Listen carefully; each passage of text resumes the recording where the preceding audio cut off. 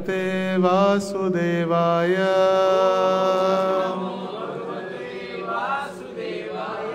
ओम नमो भगवते वासुदेवाय ओम नमो भगवते वासुदेवाय कृष्णाय वासुदेवाय देवकी नंदनाय च नंदगोपः कुमाराय गोविंदाय नमो नमः। हरे कृष्ण। आपण जगन्नाथांची पण प्रार्थना करू। नीलाचल निवासाय नित्याय परमात्मने बलभद्र सुभद्राभ्यां जगन्नाथाय ते नमः। हरे कृष्ण। सर्वांचं स्वागत आहे आजच्या या सत्संग कार्यक्रमासाठी आणि वास्तुशांती नवीन घरी जगन्नाथांच्या स्वागतासाठी। तसं आपण प्रत्येकजण आपापल्या घरी राहतो, नवीन घर आपल्यासाठी बनवतो। आपण तर राहतोच, पण आपण भाडेकरू आहे त्या घरामध्ये। जरी स्वतःचं जरी असलं तरी घर आपण भाड्यानेच असतो। जोपर्यंत भगवंताने आपल्याला तिथे ठेवलं आहे तोपर्यंत तिथं आपण आहोत। म्हणून म्हटलं जातं घराला भवन। भवन म्हणजे ज्या ठिकाणी भगवंतांचा वास आहे आणि भगवंतच त्या घराचे मालक जर आपण त्यांना बनवलं तर आपल्याला कशाचीही कमतरता पडत नाही। कारण जगाचे नाथ जगन्नाथ त्यांना पण आमंत्रण केलेलं आहे घरी राहण्यासाठी। आणि हे जगन्नाथ फक्त ओडिसाचे किंवा भारताचे किंवा एका विशिष्ट प्रांताचे नाथ नाहीत, तर संपूर्ण जगाचे नाथ आहेत। तर भगवंतांना आपण ज्यावेळी घरी आमंत्रित करतो किंवा वास्तुशांती किंवा गृहप्रवेशचा मुख्य उद्देश घर बांधकामाच्या वेळी ज्या काही चुकीच्या गोष्टी किंवा काही संकट किंवा वाईट गोष्टी जर तिथं झालेल्या असतील किंवा बांधकामाच्या वेळी काहीतरी चुका झालेल्या असतील, जे वेगवेगळे प्रकारचे दोष आहेत ते दोष असतील, तर त्या सर्वांपासून मुक्त होण्यासाठी वास्तुशांती केली जाते। आणि त्यामध्ये नवग्रह पूजन असो, लक्ष्मीनारायण पूजन असो किंवा यज्ञ होम असो। ज्यावेळी भागवताचं महात्म्य सांगतेवेळी वर्णन करण्यात आलेलं आहे। भागवताचं ज्यावेळी महात्म्य सांगितलं त्यावेळी गोकर्ण आणि दुंदुकारीची कथा सांगण्यात येते। गोकर्ण आणि दुंदुकारी हे दोघं भाऊ आहेत। तुंगभद्रा नदीच्या काठी जे ब्राह्मण राहत होते त्या ब्राह्मणांना वेगवेगळी तपस्या वेगवेगळं कार्य करून सुद्धा त्यांना संतान नव्हते। आणि म्हणून ते ब्राह्मण सत्यवान त्यांचं नाव होतं आणि ते ब्राह्मण आत्महत्या करायसाठी निघालेले होते तुंगभद्रा नदीमध्ये। आणि जवळच एक साधू तिथून निघालेले असतेवेळी त्या साधूने त्यांना विचारलं, किम रोदयसी, का रडत आहात, का दुखी आहात? आणि त्यावेळी त्याने सांगितलं, मी इतका पापी आहे की मी सगळे वेगवेगळे कार्य केले, पूजा केली, हवन केलं, तरीसुद्धा मला संतान नाही। आणि संतान तर दूरचीच गोष्ट, माझ्या गाईला उरलेला आहे आत्महत्या। ते म्हटले काही चिंता करू नका, मी तुम्हाला आशीर्वाद पण देतो आणि त्यासोबत तुम्हाला संतान होईल म्हणून तुम्हाला मी फलसुद्धा देतो। ते फळ काय करा, तुमच्या पत्नीला द्या आणि कालांतरानंतर तुम्हाला संतान होईल। पण लक्षात ठेवा की ही होणारी संतान तुम्हाला सुख देणार नाही, ती तुम्हाला कष्टच देईल। म्हटले कष्ट देऊ काही देऊ, पहिला संतान होणं महत्त्वाचं आहे, मला संतान होणं गरजेचं आहे, मला संतान द्या पहिला। म्हणजे ठीक आहे तुझी इच्छा। आणि त्यांना एक फळ दिलं आणि सांगितलं तुमच्या पत्नीला द्या। तर ती पत्नी दुंदुली विचार करत होती की जर मी हे फळ खाल्लं तर मी काय होईन? गर्भवती होईन. गर्भवती झाले तर माझं पोट पुढं येईल. आणि त्यावेळी जर नणंद माझ्या घरी आली, नणंद माझ्या घरातील सोनं दागिने घेऊन गेली, किंवा जर घराला आग लागली, तर काय होईल? मला पळता येणार नाही. माझं पोट पुढं आलेलं असेल, माझं वजन वाढलेलं असेल, मी पळू शकणार नाही. असं तर्कवितर्क, स्वतःच वेगवेगळे तर्कवितर्क करू लागले. आणि तिने त्या दिलेल्या साधूच्या फळाने जे फळ दिलेलं होतं त्याची अहवेलना केली आणि ते फळ रागाने गाईला टाकून दिलं. आणि तिच्या बहिणीला सांगितलं दुंदुलीच्या की असं असं माझ्या नवऱ्याने एक फळ आणून दिलेलं होतं, मी गाईला दिलेलं आहे, मला काय आई बनण्याची इच्छा नाही. म्हटलं काय काळजी करू नको, तुझ्या घरात पैशाची कमी नाही, आमच्या घरात संतांची कमी नाही, मला मुलांची कमी नाही आहे. आणि मी आत्ताच गर्भवती आहे आणि मी मुलाला जन्म देणार आहे. तू पण गर्भवती असल्याचं नाटक कर आणि नवऱ्याने जर विचारलं तर सांग मी फळ खाल्लेलं आहे आणि गर्भवती आहे. आणि वडील जसं बहिणीनं सांगितलं तसं ती नाटक करू लागली. फळ खाल्लं म्हणून सांगितलं नवऱ्याला आणि गर्भवती असल्याचं नाटक करू लागलं. जेव्हा बहिणीला मूल झालं तिने लगेच तो मुलगा हिला आणून दिला आणि सांगितलं सांग पतीला की आम्हाला पण मुलगा झाला आहे. पण आश्चर्याची गोष्ट, त्या साधूंनी जे फळ दिलेलं होतं ते फळसुद्धा साधूंनी आपल्या शक्तीनं दिलेलं होतं. आणि ते फळ गायीने खाल्ल्यामुळे गाईलासुद्धा संतान झाले. आणि गाईला वासरू झालं नाही, गाईलासुद्धा मुलगा झाला. पण गाईचा मुलगा असल्यामुळे कान गाईसारखे झाल्याने नाव ठेवलं गोकर्ण. गो म्हणजे गाय, कर्ण म्हणजे कान. आणि हिच्या मुलाचं नाव ठेवलं दुंदुकारी, दुंदुलीचा मुलगा दुंदुकारी. आता आई तसा मुलगा.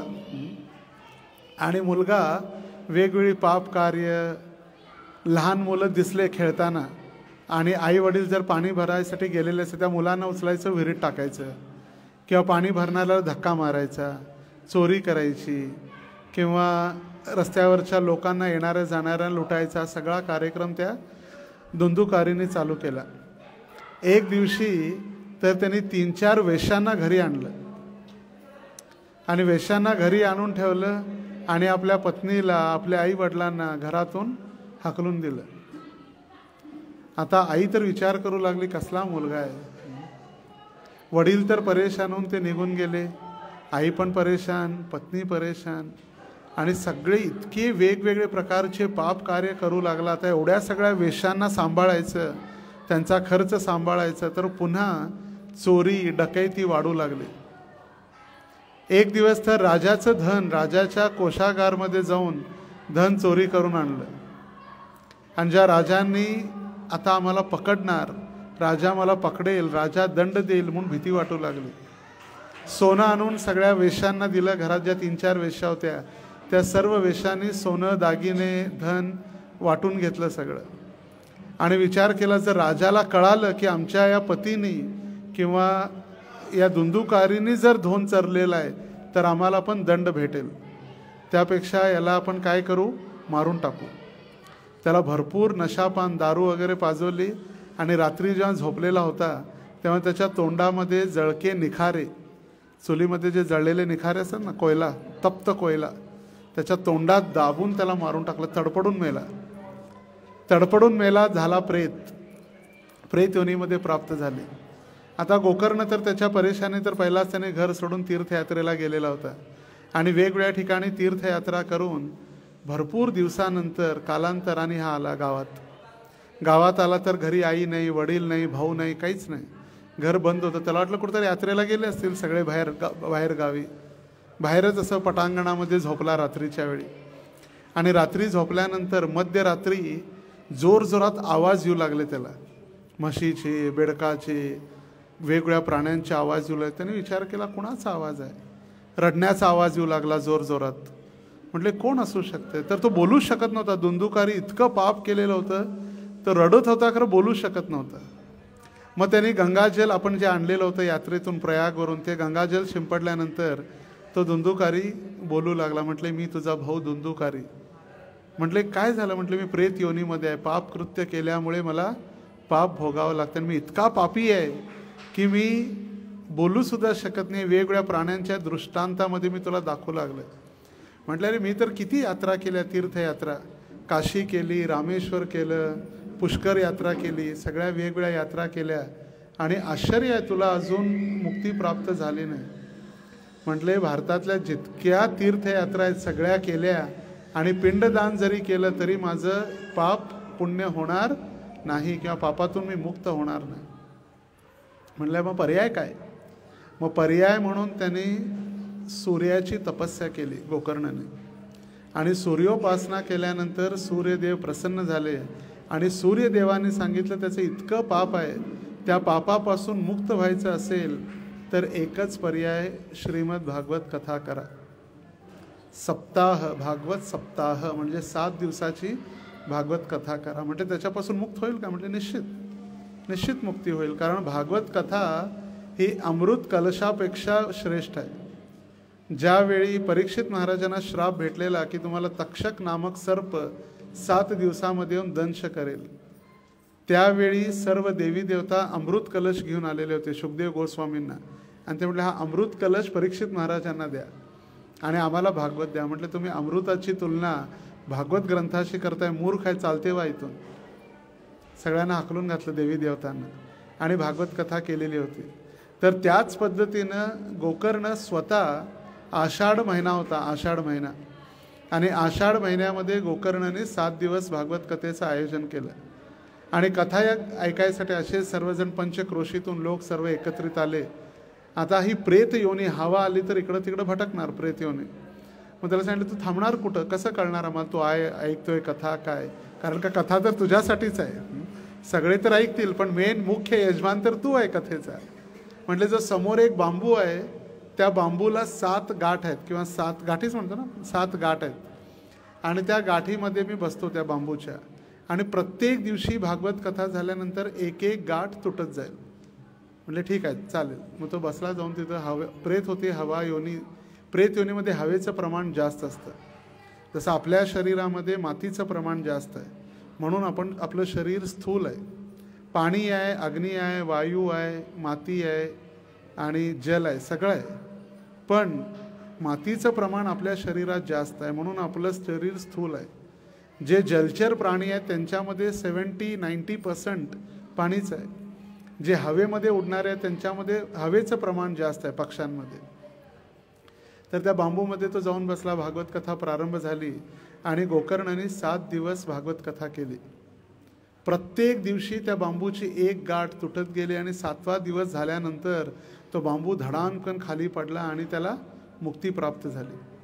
मुक्ती प्राप्त झाली. सगळ्यांच्या डोळ्यासमोर वैकुंठातून नंद आणि सुनंद दोघं आले पुष्पक विमान घेऊन आणि त्या विमानात त्याला सांगितलं बसा आणि ते घेऊन चालले. घेऊन जातेवेळी गोकर्णाने विचार केला, म्हटलं एकट्यालाच काय, एवढ्या सगळ्यांनी कथा ऐकली, बाकीच्यांना का नाही? मग त्यावेळी त्या नंद आणि सुनंदने सांगितलं कथा ऐकली सगळ्यांनी, पण ऐकल्यानंतर त्याचं चिंतन आणि मनन कुणीही केलं नाही. एका कानाने ऐकली, दुसऱ्या कानाने कथा सोडून दिली. पण धुंदुकारीने ती कथा ऐकली आणि त्याचं चिंतन मनन केलं म्हणून मग त्याने म्हटलं हा भेदभाव असा आहे, तर मग पुन्हा कथा केली आणि जर सगळेजण ऐकले तर होईल का सगळ्यांचा उद्धार? म्हणजे निश्चित. मग आषाढ महिन्यात ती कथा झालेली. मग दुसरी कथा गोकर्णाने श्रावण महिन्यात ठेवली आणि श्रावणामध्ये म्हणून कथा करतात सगळे. श्रावणामध्ये कथा करण्याचं जे महत्त्व आहे, कारण सगळ्यात पहिली कथा गोकर्णाने जी केलेली होती सगळ्यांच्या उद्धारासाठी. मग श्रावणामध्ये गोकर्णाने पुन्हा भागवत कथेचं आयोजन केलं. सर्व लोक आले, सर्वांनी कथा ऐकली, कथेचं श्रवण केलं, चिंतन केलं, मनन केलं, विसरले नाही काय कथा सांगितली. आणि ती कथा ऐकल्यानंतर श्रवण, चिंतन, मनन, त्याचं भगवंतांचं स्मरण केल्यामुळे जेव्हा 7 दिवस झाले, 7व्या दिवशी असंख्य पुष्पक विमान त्या ठिकाणी आले सर्वांना घेऊन जायसाठी. आणि इतकंच काय, साक्षात भगवंत देखील एका आपल्या गरुडावर बसून आले आणि गरुडावरती बसून भगवंत आले आणि त्या भगवंतांनी, विष्णू नारायणांनी गोकर्णाला आलिंगन दिलं. इतक्या भक्तांचा, इतक्या जीवांचा एकदाच उद्धार, होलसेलमध्ये उद्धार झाला, एकदाच वैकुंठात सगळे. तर त्या पद्धतीनं ही भागवत कथा जी आहे, वास्तुशांतीच्या वेळी भागवत कथा सुद्धा करतात 7 दिवस. घरामध्ये जे काही प्रेत योनी वगैरे कुणाला माहीत आहे कोण काय, कारण कित्येक जणांनी वेगवेगळ्या लोकांनी काम केलेलं आहे. कोण नशा करणारे असतील, व्यभिचार करणारे असतील, मांसाहार करणारे असतील, सगळे असतात.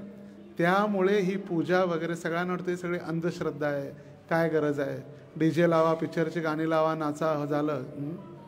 पण ती मूर्खता आहे. जरी जी वस्तू आपल्याला दिसत नाही याचा अर्थ नाही आहे की ती नाही आहे. जी वस्तू दिसत नाही याचा अर्थ नाही की ती नाही आहे. जसं इलेक्ट्रिक कनेक्शन दिसतंय का कधी? महावितरणचं विद्युत कनेक्शन दिसतंय का?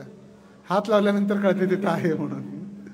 जर प्लगमध्ये आपला हात गेला किंवा वायरला आपण पकडलं तर 200-250 वोल्टचा झटका भेटल्यानंतरच कळतंय. झटका लगेगा तो पता चलेगा, फिर नींद भी उड़ जाएगी. तर जेव्हा झटका लागल्यानंतर कळतं की विद्युत शक्ती तिथं आहे. तर त्याच पद्धतीनं जगामध्ये लोक म्हणतात भगवंत आहेत, देवी देवता आहेत, पण भूत पिशाच वगैरे काही नाहीत. पण भूत पिशाच पण आहेत, देवी देवता पण आहेत, आपले पितर पण आहेत. आणि पितरसुद्धा आपण त्या सर्वांचे ऋणी आहे. पितरांचे ऋणी आहे ज्यांनी आपल्याला जन्म दिला, ऋषींचे आपण ऋणी आहे ज्यांनी आपल्याला ज्ञान दिलं, आपण साधूंचे ऋणी आहे ज्यांनी आपल्याला भगवंतांचा मार्ग दाखवला, आपण वैष्णवांचे ऋणी आहे ज्यांनी आपल्याला भक्ती दिली, आपण मातापित्यांचे ऋणी आहे त्यांनी आम्हाला जन्म दिला. तरी वेगवेगळे ऋण आहेत, ऋषी ऋण, मातृऋण, पितृऋण, गुरु ऋण. हे सगळ्या ऋणांपासून मुक्त होण्यासाठी पूजन केलं जातं. विशेष करून वास्तुपुरुषाचं पूजन केलं जातं. जो वास्तुपुरुष उलटा जमिनीमध्ये आहे, जो आपल्याला धारण करणार आहे, जी धारण करणारी शक्ती, वास्तुपुरुष पण एक प्रकारे भगवंतांचाच अवतार असल्याप्रमाणे आहे. कारण का अनंत शेष ते आपल्याला धारण करणारे आहेत आणि तेच वास्तुपुरुष धारण करतात. आणि म्हणून सांगितलं वास्तूनुसार जर घर बनलेलं असेल तर घरात व्यवस्थित चालतं. कारण जिथं वास्तूचं डोकं आहे तिथं अग्नी ठेवून चालत नाही. आग्नेयालाच अग्नी पाहिजे. जर वास्तुपुरुषावर जर डोक्यावर आपण अग्नी पेटवली किंवा किचन ठेवलं तर मग घरामध्ये सगळ्यांचं डोकं गरमच असं, भांडण चालू असतं सगळ्यांचे. सगळेच पत्रा गरम, सगळ्यांचं थंडच होत नाही, पत्रा कायम गरमच असतात. जसं अग्नीच्या ठिकाणी जर आपण टॉयलेट बाथरूम जर असेल तर घरामध्ये प्रत्येकाला पोटाचा आजार चालू होतो, सगळे आजारी पडत असतात. पोट दुखतंय, पित्त होतंय, पोट दुखतंय, कायम पोटाचे आजार. हे शास्त्र आहे. म्हणून वास्तुशास्त्र हे सगळं शास्त्रामध्ये दिलेलं आहे. आजकाल लोकांना ते सगळं मिथ्या आहे, नाही, सायंटिफिक आहे. प्रत्येक दक्षिणेला, उत्तरेला, पूर्वेला, पश्चिमेला, आग्नेय, वायव्य, ईशान्य, नैऋत्य, कोणत्या दिशेला कोणत्या देवतांचं स्थान आहे. म्हणून तर ते 81 बनवलेले आहेत, बघितले ना, 9x9, 9x9, 81 ते वेगळे वेगळे स्थान त्या सर्व देवी देवतांचे. त्यानंतर साक्षात लक्ष्मीनारायण, त्यानंतर वास्तुपुरुष. हे सगळं आपल्याला आध्यात्मिक जीवनामध्ये त्याच पद्धतीनं आपल्या घरामध्ये सर्व सुखसोयी, घरामध्ये असलेल्या सर्व कौटुंबिक सदस्यांच्या जीवनामध्ये शांती, सुख आणि समृद्धीसाठीच ह्या सगळ्या केल्या जातात. आणि सगळ्यात मोठं भगवंतांची आपण घरी भगवंतांना आमंत्रण करतो. का? कारण घराचे मालक ते आहेत. जगाचे नात आहेत पण आमच्या घराचे नाहीत, असं होऊ शकतं का? भगवंत तुम्ही सगळ्यांचे आहे, खरं आमच्या घराचे नाही, माझं घर माझ्या नावाने लिहायला. जगन्नाथ ते आपले पण आहेत आणि आपल्या घराबरोबर ते सगळ्यांचे आहेत. जसं आजच आम्ही सकाळी चर्चा करत होतो, नलकुवर आणि मणिग्रीव प्रार्थना करत आहेत. भागवतचा 10म स्कंद 10म अध्याय. नलकुवर आणि मणिग्रीव हे 2 कुबेराचे पुत्र आहेत. कुबेर कोण आहेत? देवी देवतांचे कोषाध्यक्ष, ट्रेझरी डिपार्टमेंट आहे. आता ज्यांच्याजवळ देवी देवतांची ट्रेझरी आहे त्यांच्याजवळ पैसे थोडी 10-20 रुपये असणार आहेत, अमाप संपत्ती. आणि त्या संपत्तीचे वारस 2, नलकुवर आणि मणिग्रीव. सुंदर तर होतेच, गंधर्व अप्सरांसोबत राहणारे स्वर्गादी लोक सुंदर होते. ऐश्वर्याची तर अमाप संपत्ती आहे, ज्ञानी पण होते आणि उच्च कुळात जन्म झालेला होता, डायरेक्ट देवी देवतांच्या कुळात. अहंकार होता, जसं कुंती महाराणी म्हणते, जन्म ऐश्वर्य श्रुतश्रीभी एदमान्यो मध पुमान. उच्च कुळात जन्म, सुंदरता, उच्च शिक्षण आणि आपली संपत्ती ही भक्तीमध्ये अडथळा उत्पन्न करण्याचं कार्य करते. तर ह्या मद झाला त्यांना अहंकार, मदांध. मद म्हणजे अहंकार. अहंकारामुळे व्यक्ती आंधळा होतो, धनामुळे व्यक्ती आंधळा होतो, धनांध. काम वासनेमुळे कामांध, क्रोधामुळे क्रोधांध. डोळे आहेत त्याला, आंधळा नाही आहे, पण रागामुळे आंधळा होतो. राग क्रोध वाढल्यानंतर बघा कसं लोक भांडतात, विचारच करत नाही समोर कोण आई आहे वडील आहे, काही विचार नाही. वडिलांवर सुद्धा हात उचलतात आजकाल, इतकी प्रगती झाली समाजामध्ये. ज्या वडिलांनी जन्म दिला ते जर नसले असते तर आपली काहीच स्थितीच नसली असती, या जगामध्ये आपलं शाश्वतीच नसली असते. त्या वडिलांवर सुद्धा हात उचलू लागतात, मदांध क्रोधांध. आणि तेच विचारतात काय केलं तुम्ही आमच्यासाठी, जीवन दिलं तुमच्यासाठी, तुम्हाला मोठं करण्यासाठी. तर हे पण असेच मदांध झालेले त्या 4 गोष्टींमुळे. आणि नग्न अवस्थेमध्ये कैलास पर्वताच्या बाजूला ज्या ठिकाणी कैलास पर्वतचे गार्डन आहेत, उपवन, तिथं रमण करत करत त्यांची नशा, वारुणी आणि दारूची नशा इतकी वाढली दोघांमध्ये की पूर्ण नग्न झाले आणि मंदाकिनी गंगेमध्ये स्नान करू लागले. नारद मुनी जाताना पाहिलं, त्या अप्सरा होत्या, त्यांनी तर कपडे झाकले, शरीर झाकलं, पण त्या दोघांना इतका अहंकार होता की साधू जरी आले तरी त्यांना काही किंमत नव्हती. आणि त्यावेळी नारदाने विचार केला, इतके आंधळे झालेले आहेत. जसं प्रभुपाद उदाहरण देतात त्या तात्पर्यामध्ये की एखादा व्यक्ती आजारी पडल्यानंतर त्याला आपण दवाखान्यात घेऊन जातो, पण कधी कधी व्यक्ती इतका आजारी पडतो की त्याला दवाखान्यात घेऊन जाऊ शकत नाही, डॉक्टरांना घरी बोलावं लागतं. वा हालाला येणा, उठाला येणा, चक्कर येऊन पडलाय, डॉक्टर तुम्हीच या. आणि ते नारद म्हणून विचार करतात, मी आता डॉक्टरसारखा आता आलेलो आहे आणि यांचं आता हार्ट ऑपरेशन करायचं आहे, कारण हार्टमध्ये भरपूर कचरा भरलेला आहे. काम क्रोध लोभ मद मोह मात्सर्य आणि यांचा अभिमान, तो अभिमान नष्ट करायचा आहे. आणि त्यांचं ऑपरेशन त्यांना केलं कशामुळे, श्राप दिला पण होतं वरदान. म्हणले तुम्ही वृक्ष व्हा, श्राप भेटला, पण कुठं, गोकुळामध्ये वृक्ष व्हा. तर गोकुळामध्ये 36,500 वर्ष ते झाड राहिले. किती? 36,500. कारण का त्यांना नारदाने श्राप दिला, देवतांचे 100 वर्ष. आता देवतांचे 100 वर्ष म्हणजे आपला इथला 1 वर्ष म्हणजे देवतांचा 1 दिवस, आपले 6 महिने म्हणजे देवतांचे 12 तास, आपले 6 म्हणजे देवतांची 1 रात्र, असे 365 आपले त्यांचे 24 तास. तर त्यांच्या 100 वर्षाचा श्राप दिलेला होता, म्हणजे आपले 36,500 वर्ष ते एक झाड म्हणून राहिले वृंदावनात. आणि त्यांचा उद्धार करण्यासाठी भगवंतांनी ही उखळबंधन लीला केली, जी दामोदर लीला या महिन्यामध्ये कार्तिकमध्ये आपण जे दीपदान करतो. आणि त्या उखळीला बांधल्यामुळे ती उखळ खेचत खेचत भगवंतांनी त्या दोन्ही वृक्षांचा उद्धार केला. आणि उद्धार केल्यानंतर त्या दोन्ही झाडातून हे नवतारुण्य अग्निसमान चमकणारे 2 नलकुवर आणि मणिग्रीव प्रकट झाले आणि हात जोडून भगवंतांची प्रार्थना करू लागले, भगवंता नमस्ते पुरुषम त्व आद्यम, तुम्ही न जन्म घेणारे आहात तरी सुद्धा आपण जन्म घेता.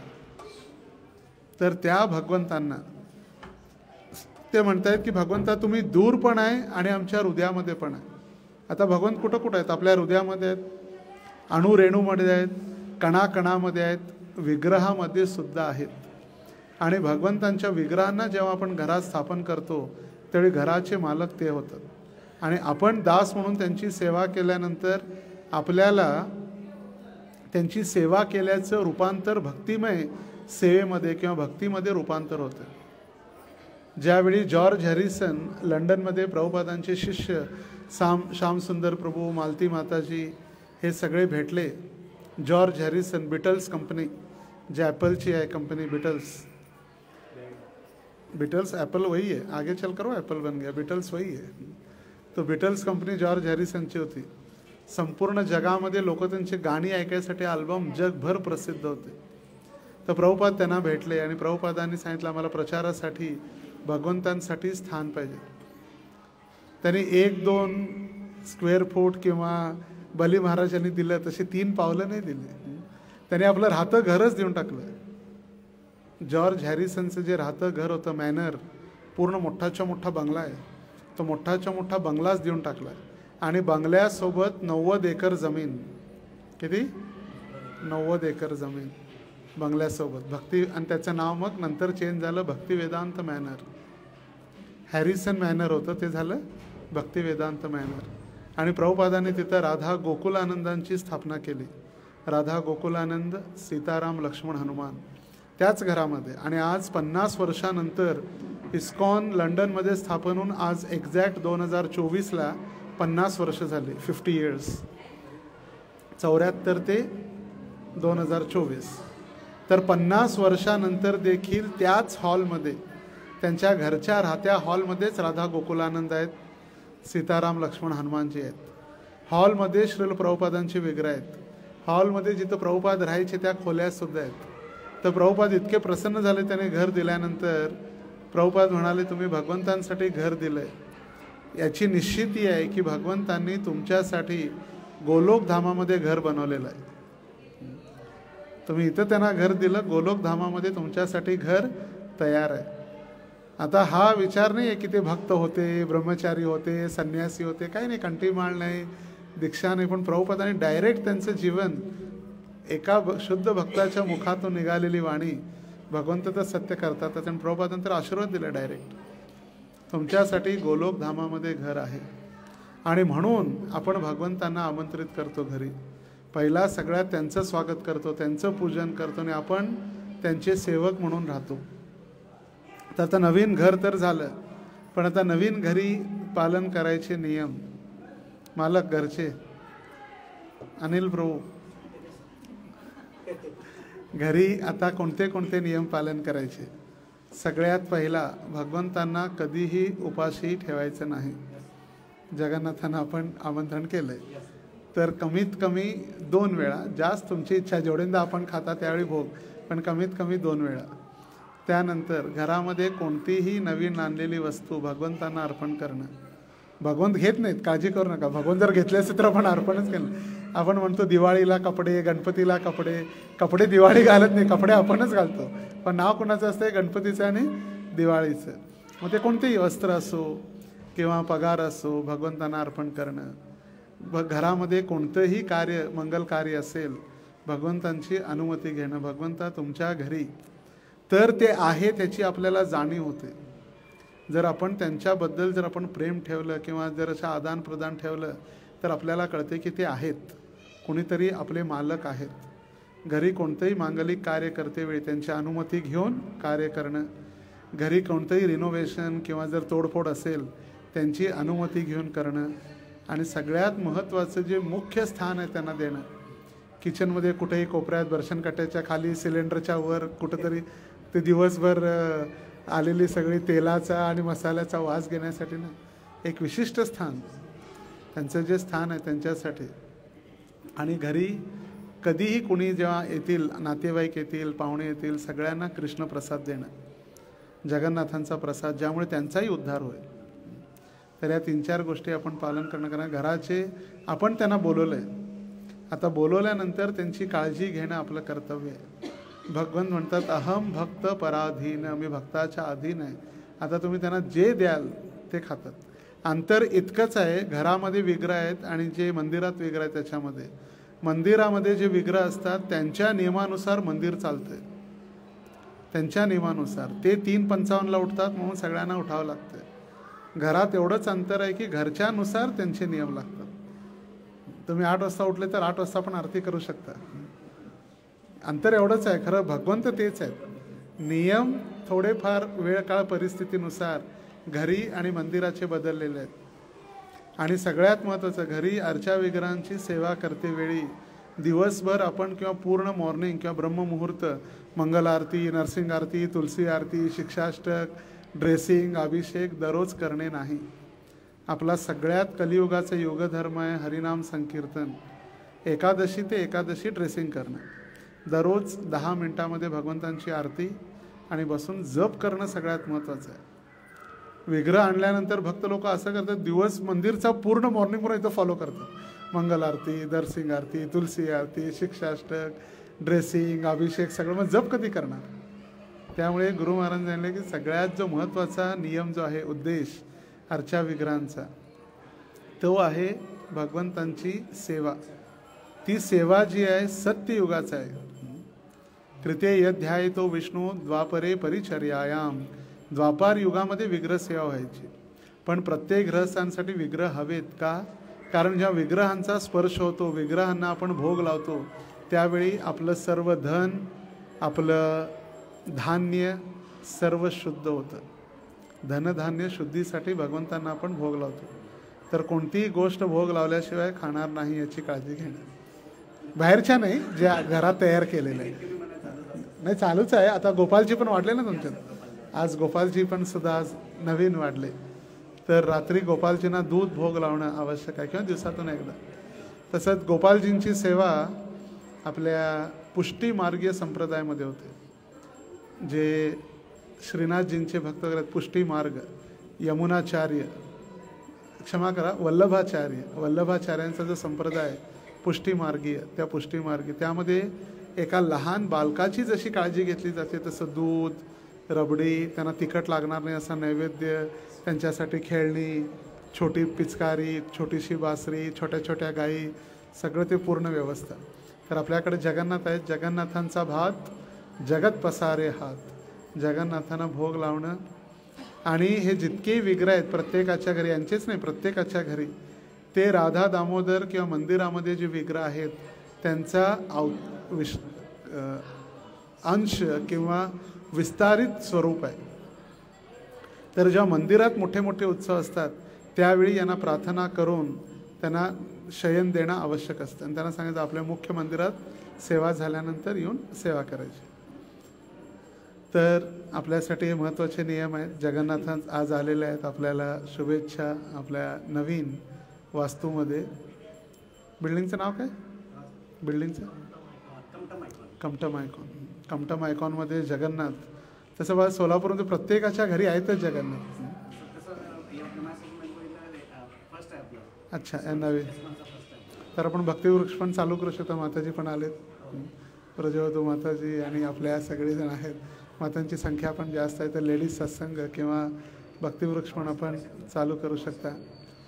कोणाचे काही प्रश्न जे पहिल्यांदा आलेले आहेत किंवा कोणाला काही आध्यात्मिक जीवनाविषयी प्रश्न आहेत. एक सूचना आणि महत्त्वाचं आमंत्रण आहे. जसं प्रभूजीने आम्हाला आमंत्रण दिलं, आम्ही आलो. मंदिरातर्फे आपल्या सर्वांना आमंत्रण आहे. किती दिवस? 4 दिवस. इथं 4 तासाचा कार्यक्रम आहे, आपल्याकडे 4 दिवसाचा आहे.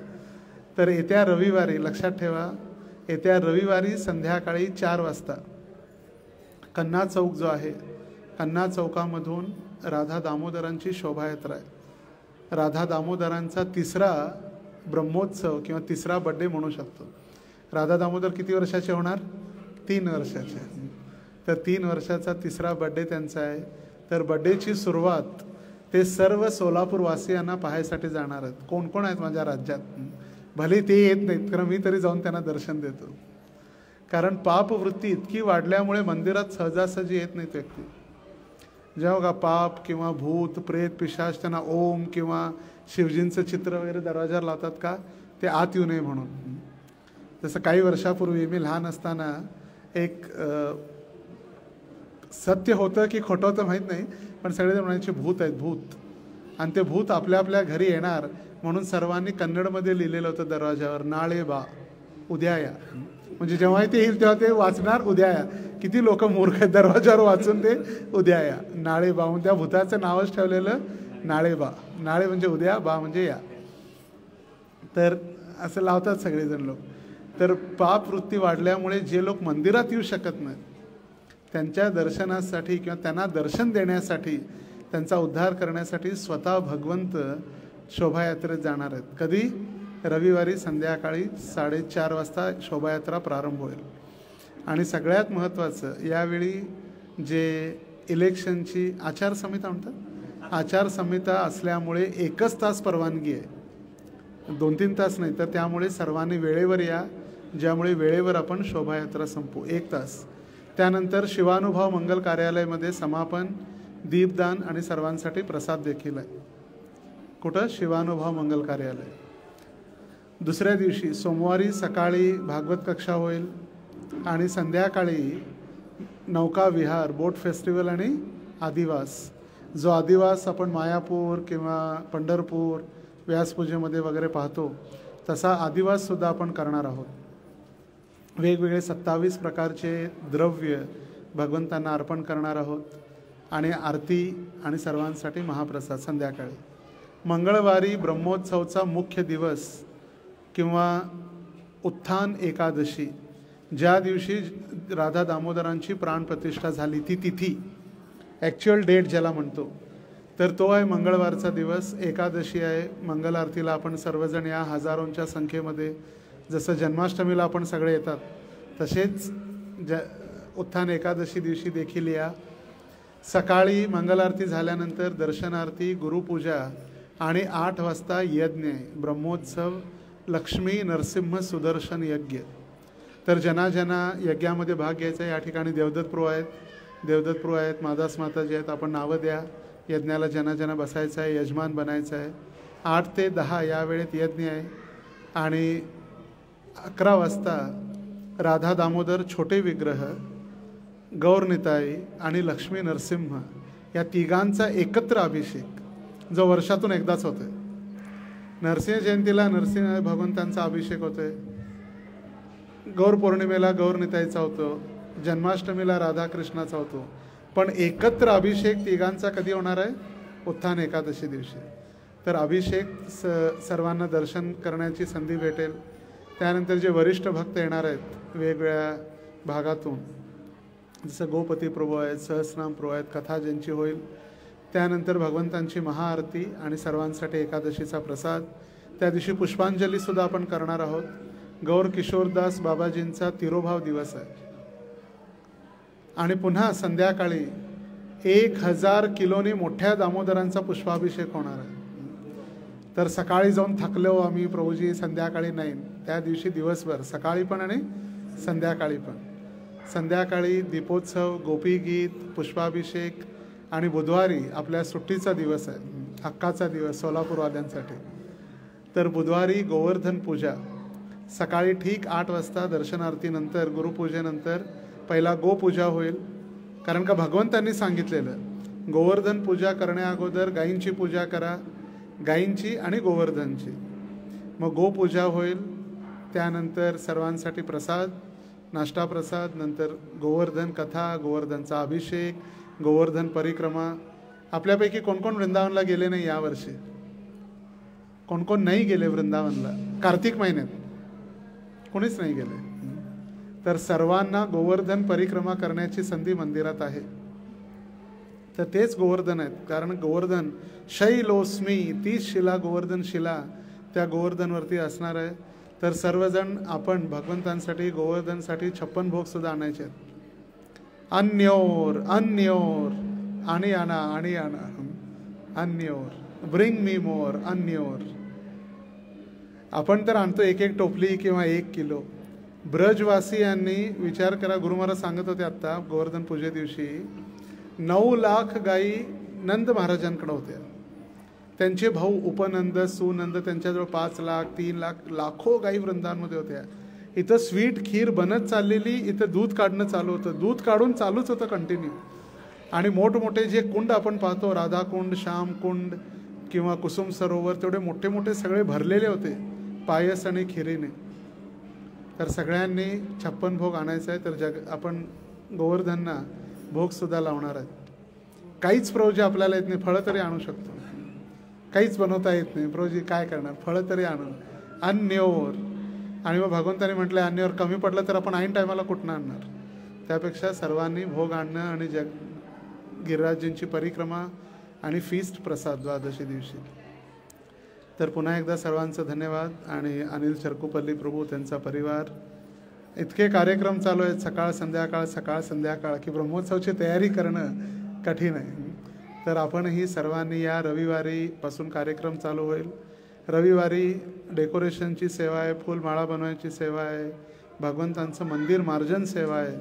तर सर्वांनी रविवारपासून, रविवार, सोमवार, मंगळवार, बुधवार 4 दिवस. जसं अगोदर जेव्हा राजे महाराजे दवंडी पेटवायचे, दवंडी पेटवणं अक्षरशः शब्द जर म्हटला, पेटवणं म्हणजे आग लावणं नव्हे, दवंडी पेटवणं म्हणजे अनाउन्समेंट.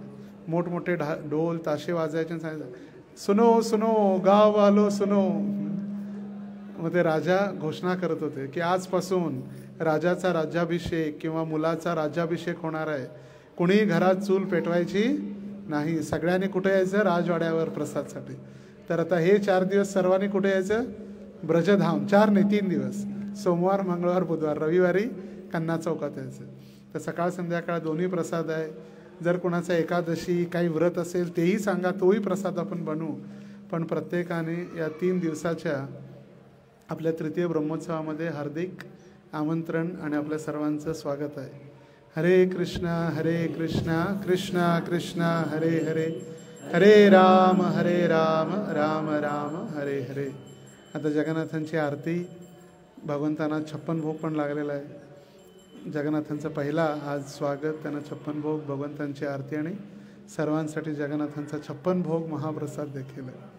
जगन्नाथ बलदेव सुभद्रा महारानी की, श्री श्री राधा दामोदर ब्रह्मोत्सव की, श्रील प्रभुपाद की, समवेत गौर भक्त वृंद की, निताई गौर प्रेमानंदे हरि हरि.